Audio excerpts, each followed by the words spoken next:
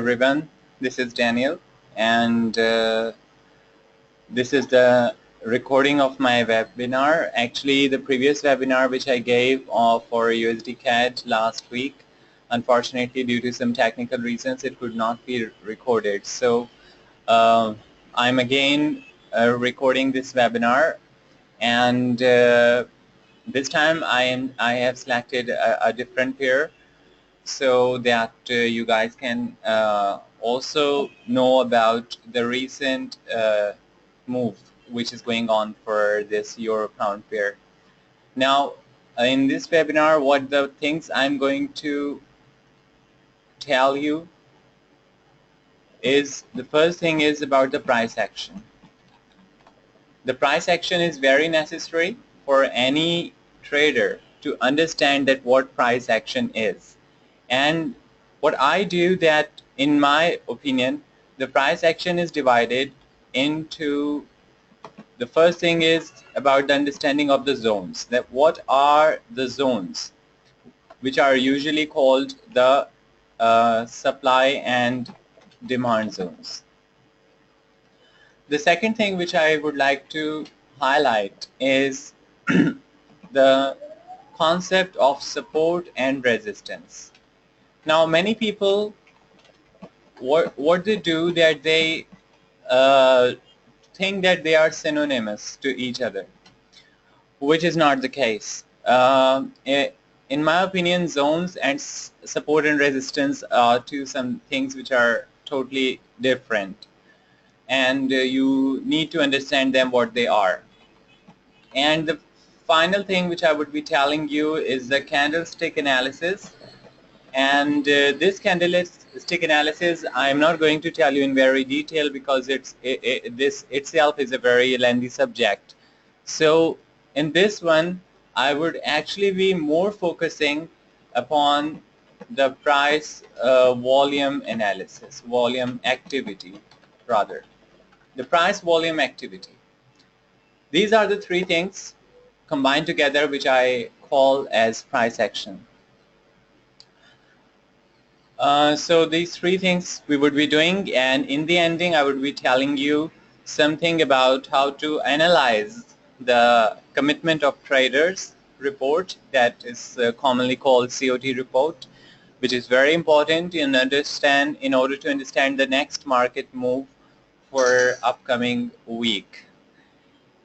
So let me start it. First, you need to know that there is a concept of supply and demand zones, which is a very powerful concept, and once you understand it, you really get to know that from which area or from what place you can enter with the lowest possible risk factor. How do we draw the supply and demand zone? What are basically the supply and demand zones? First, I have to tell you this thing, that what are the supply and demand zones. You need to know that the Forex market is actually driven by two type of traders. The ones are like us. We are called non-commercial or retail traders, and we are basically the ones who are here for making profit. The other ones are called commercial, or the big traders, which are basically the what I say are the market makers. They are big banks and institutions and hedge funds, and likewise these type of big trading houses and the banks, which are the major Forex players. And the market actually is highly dependent upon their actions and reactions. So we need to know that what they are doing or what they are following. If we follow them and if we do what they are doing, there are higher chances of our success.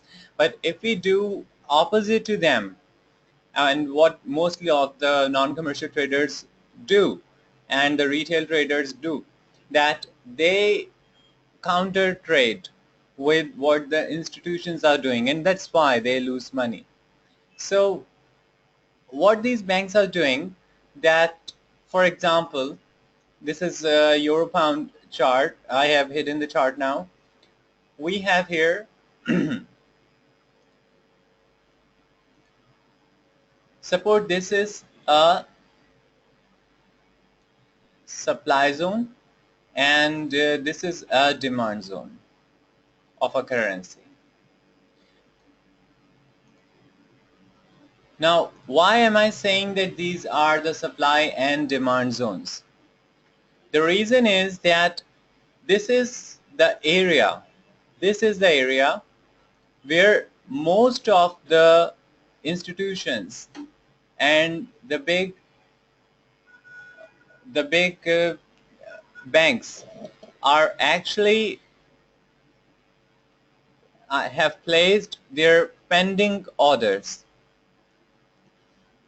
The pending orders are that which they have placed over here, and once the price moves closer to that area, that becomes their pending orders are filled. Once their pending orders are filled, the price bounces back away from the area. Then it retraces and it comes closer to the demand zone, but it never makes even to touch it. Why?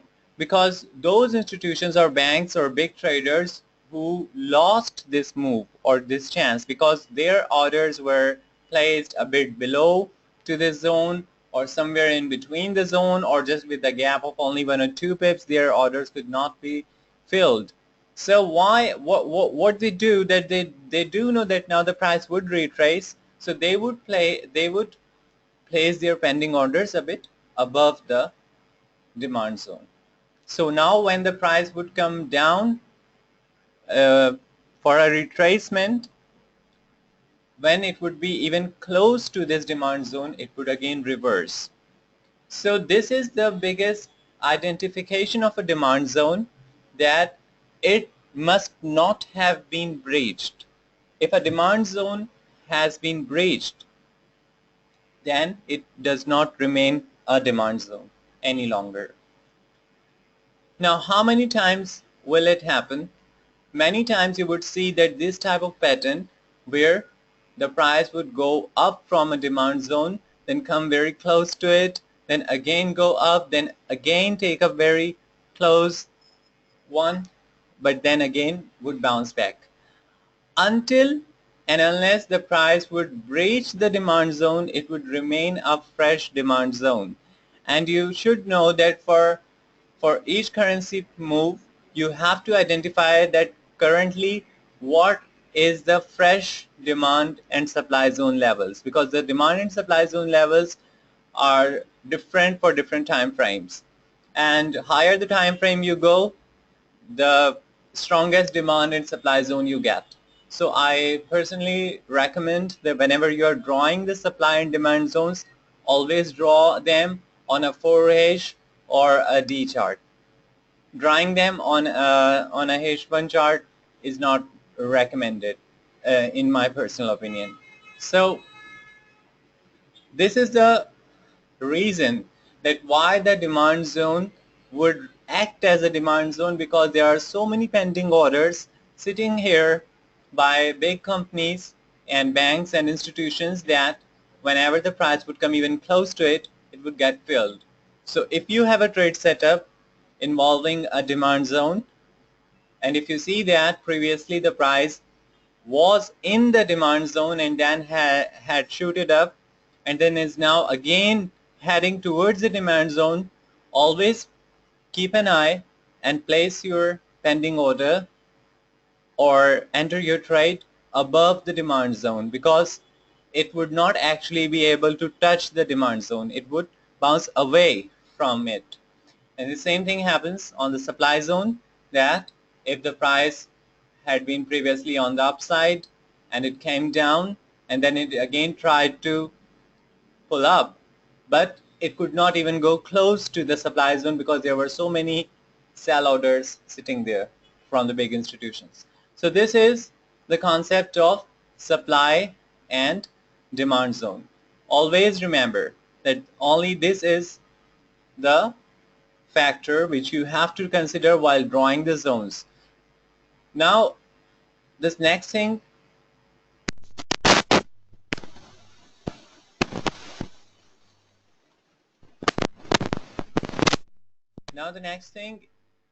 which is important is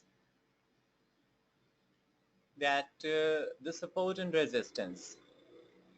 What is the support and resistance? I told you that I take it differently. This is the support. Support and resistance are always below the supply zone and above the demand zone. And in order for a price to reach to a supply or a demand zone, it must first bounce back or breach the current support or resistance level. Usually what the level of support level 3, what we think of the support level 3 is actually the beginning of the demand zone, or the resistance level 3 is actually the beginning of the supply zone. So support and resistance is something which is before and after the supply and demand zones, not beyond them. It is trapped in between them. So for short-term trading, we have to consider support and resistance, but for a long-term trade with good profits and pips, you always have to consider the supply and demand zones. How to trade with support, resistance and supply and demand zones? This is something which needs individual attention and which I may be covering in some upcoming webinars, sorry. Now let me show you a live example which I gave on my last webinar of USD CAT. This is the trade which I already gave, and it has already hit its take profits. Here we have the USD CAT, and as I told you, we have to draw support and resistance on 4-hour chart. In this 4-hour chart, if we just zoom it out, so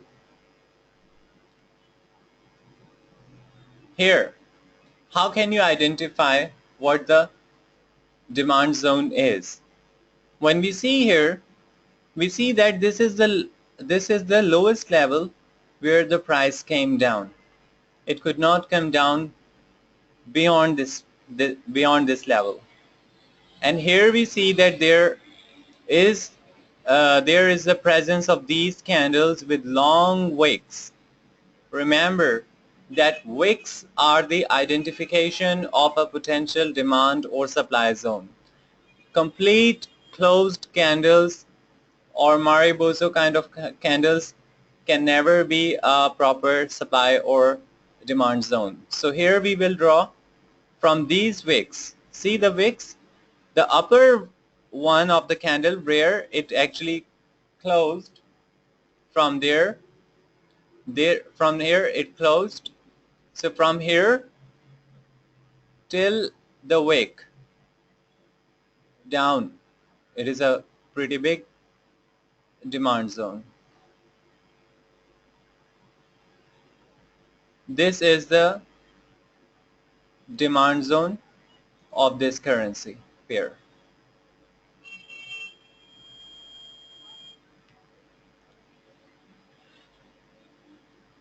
So where is the support?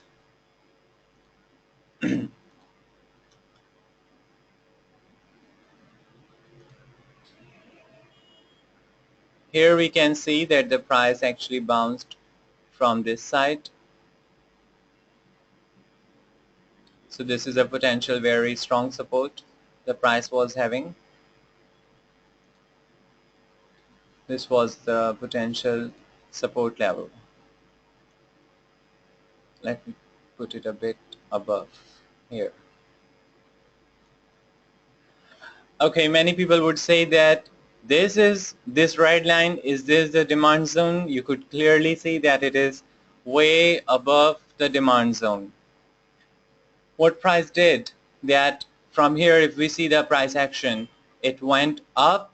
Once it touched down to this level, it immediately went up. And you could see that the length of the candle, that how big was the move. So this big move validates that it is a potential and a very strong demand zone with this wick, this long wick and this longer wick. These two wicks are further confirming it. The price headed back for a pullback or a retracement, and but it could not make it even close to the demand zone. So it again went up. Then it again tried to come back, but it again went up. So this two type of price action made a strong support zone over here. So that's how our support was made up. Then the price went up and up, then down, then up. Then in this rally, the price pierced through this support and again retested it and went two down, but very, very close to this demand zone. And here, this is the area where so many pending orders of the banks and the other institutions were sitting and waiting for the price to come here. So once it was close here, you could see that this long wick and a very short body, and it went up, it shot up. And then it again came back, and you could see that it could not, break the support, and it again went up. When I was giving this webinar, this section of the candles was not present at that time. So I was only giving it till this level. So this is the theory and implication of a demand zone. Just inverse it on the upside and that would be supply zone. Now another factor comes here. I told you about support and resistance and supply and demand zone. A very powerful combination for any trader has to be price combined with the volume activity. I see here many traders who are even unaware, especially newbies. They're totally unaware that how important is the volume is. They say that how can we get a true picture of volume? Because every broker has a different volume. So we can never get a true picture of volume in Forex. So they discard volume. This is totally wrong. I mean that it is true that each broker provides a different volume candle, volume bar, and volume may vary. But whatever the volume bars you are having, you are comparing your previous volume bar with the current volume bar, and this makes complete sense that whatever the previous volume bar was there, you're just comparing to that one, and that feed is coming from the same broker. So it does not matter if it is perfect or not. I just show you that how it actually happens here. What you have to do, that you have to validate that whatever you are seeing on the chart in the shape of candles is duly validated by the volume. If the volume does not support, then always remember that there is something wrong and you have a good opportunity of this price volume diversion which you can trade off. On TradingView, you have a very good indicator to show volume. Just go on to indicators, search volume, and you would get this one indicator, Wheeze Wave Volume Lazy Bear, and you just apply this one. That's all.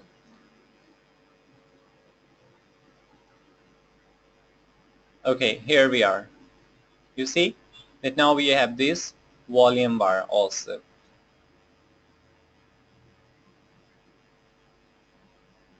Let me just go a bit closer so you can understand this one.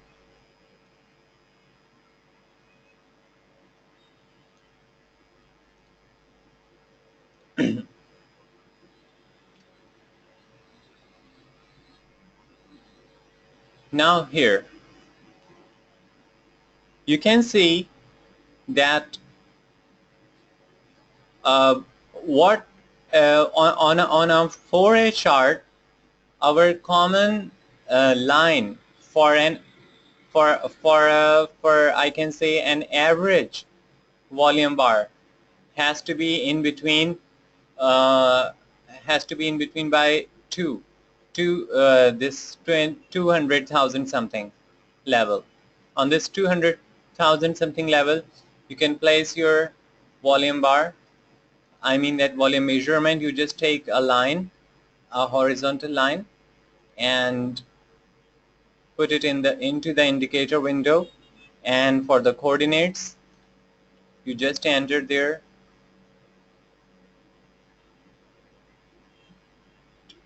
3, 4, 5. 1, 2, 3, 4, 5, and 1, 2, 3, 4. You just set it there. Okay, it's now set. This is our average bar, and if you want to put this indicator on a 1A chart, then you would put this bar onto 100,000 level. And if you're doing it on a daily chart, then it has to be on a 500,000 level. So this is how we would move. We would actually weight the average volume weight. If any volume bar pierces through this 200,000 level, then it tells you that there is a great deal of volume involved in it, and this should be reflected onto your price chart also. Now what happens here? I would like you to especially see this anomaly over here. We see a very big green bar, and you should remember it's a 4A chart. So it's not that just a news spike had created it. It's not like that. It's a 4A chart. So for 4 hours it remained there. So this green bar, when we see the volume down, do you see this volume? So small volume and so big bar. This is a complete anomaly. It tells there is a big diversion. This is a fake bar created in order to test the market if the market could go any upper. That's it. This bar is not created by non-commercial traders like us. It is created by the banks or the institutions to test and see if the price could break above this level. And we can clearly see that once this bar was created, you can see a sudden rise in the volume. After this small bar, and when people saw this great big bar on their charts, and they mostly were those who were not aware or did not give much concern to the volume, what happened that we could subsequently see an increasing volume here. The volume increased, but the anomaly remains that despite the increasing volume, the candles remain very small. There is no increase in the body of the candle.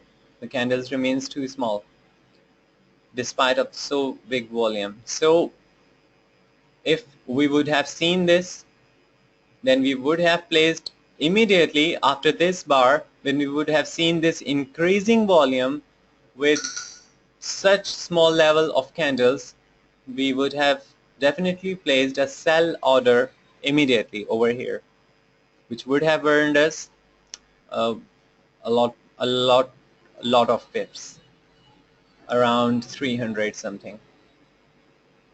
Now, so this diversion between candles, sticks and the volume bars tell us a very good sign that we can catch a very long move very early.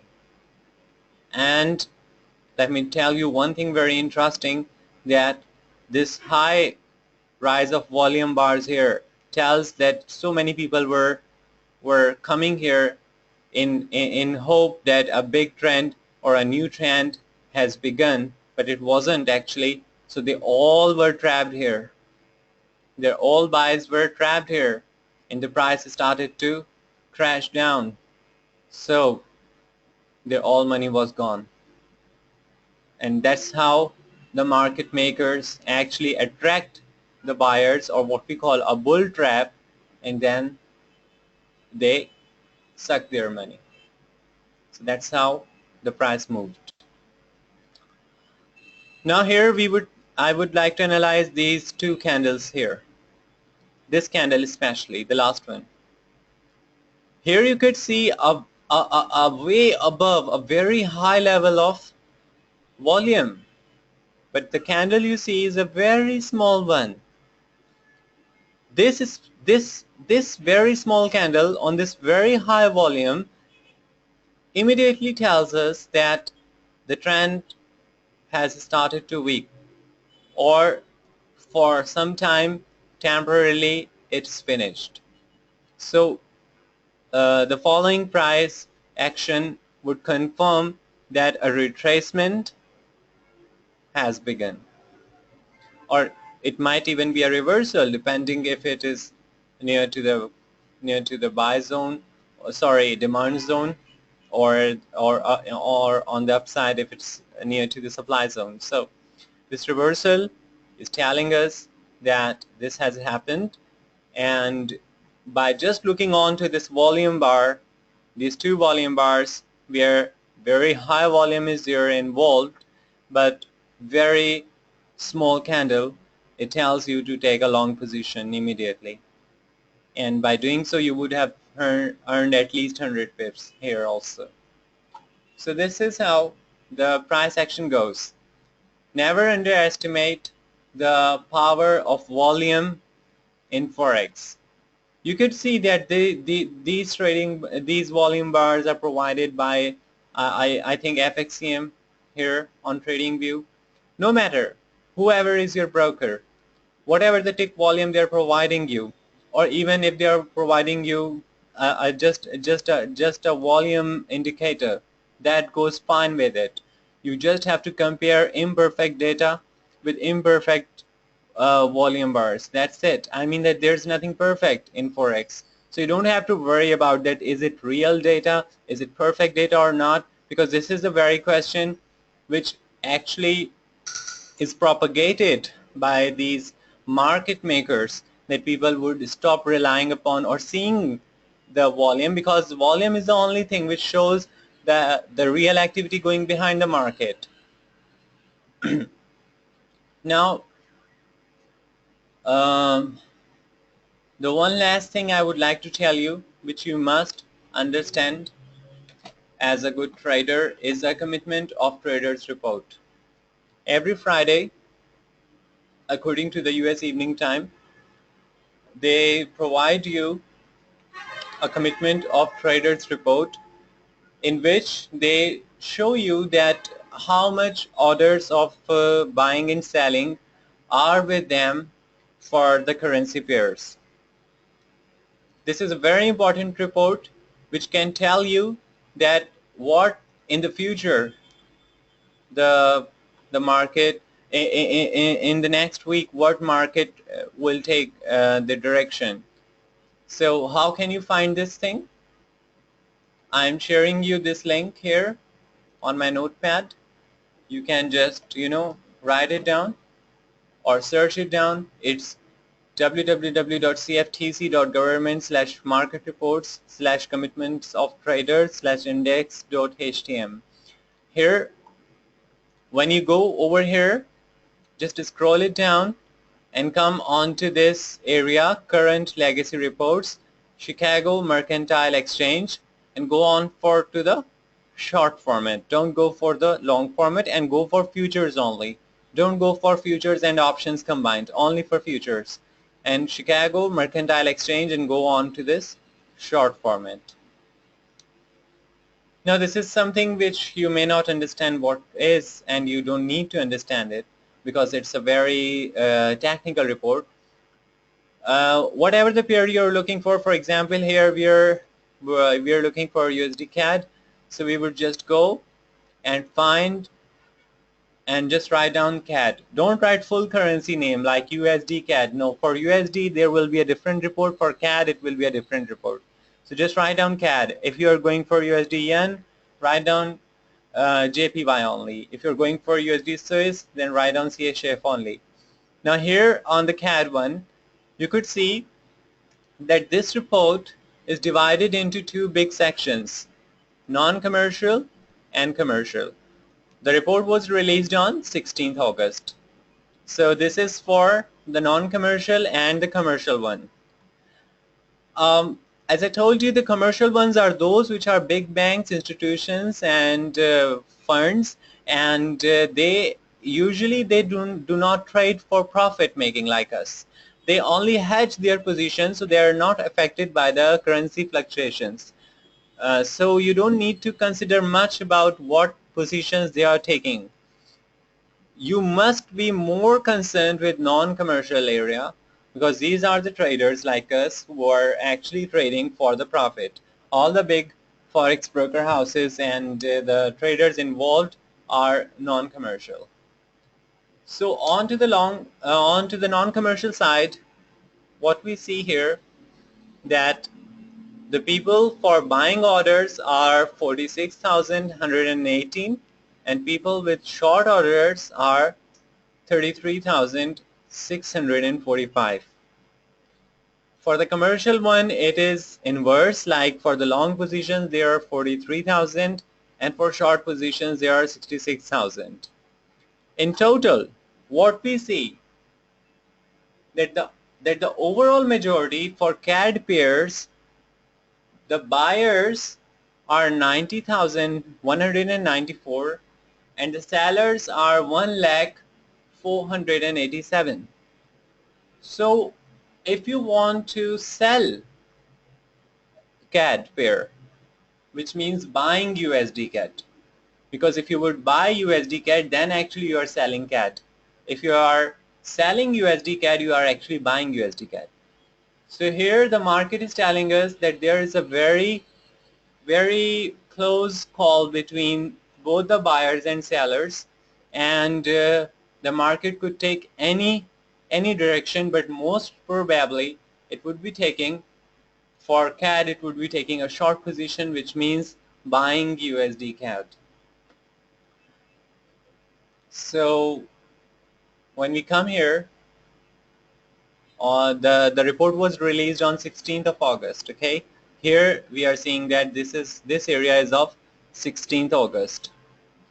Then from here, from the 17th August, what we see that the market started with a down move, okay, but then it went up,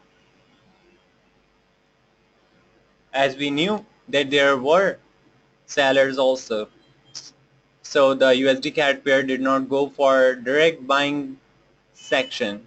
It went a bit down, and I predicted it already in my last webinar. Those who attended, they know very well that I told them that price would actually do a pullback and then it would go up, and the same happened. The pullback happened just very close to the demand zone.